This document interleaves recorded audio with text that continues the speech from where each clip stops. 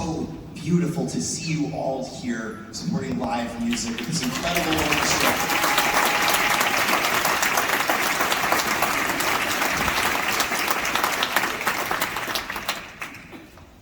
Tonight's program has some very unique connections. That piece that you just heard, believe it or not, though written 120 years ago, this was the North American premiere of that piece. And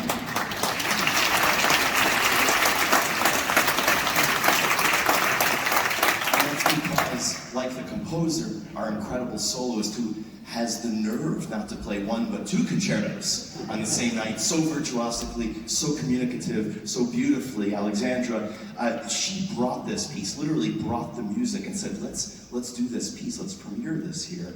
And here's the other, one of the other connections between this piece and the piece that you're about to hear by Clara Schumann, is that they were both at the age of 16 when they completed these works, which really makes me a little mad. And that's pretty obnoxious that they were able to do that at such a young age.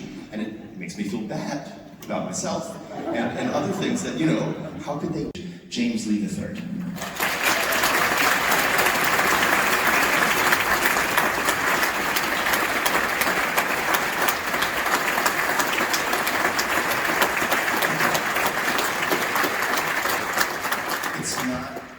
Not at all concerts do we get to have a composer with us. And I think having you here and telling us a little bit about your piece would help us all sort of get into your world. Okay, sure. Well, it's good to be back here in Detroit. I am from Michigan, so it's always nice when I come back to hear this wonderful orchestra.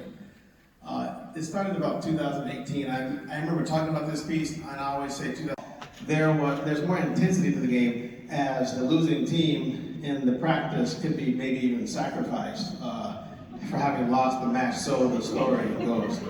And the music, you can really hear, starts to become a little more tense, a little more dissonant. And then there's this really chaotic section in the orchestra and the strings that gets to this climax in 1492, and then there's these laments that you hear, these lamentations, where I combine those previous elements of indigenous history with Negro spirituals. So there's a spiritual called Here's One, which is cast in the flutes, in the English horn, the bassoons, and it's very, the lament that you hear is this very soulful passage that you can hear. And as that continues, with the strings providing this wonderful support and these sustained chords, and then this kind of playful, carefree music returns, kind of thinking about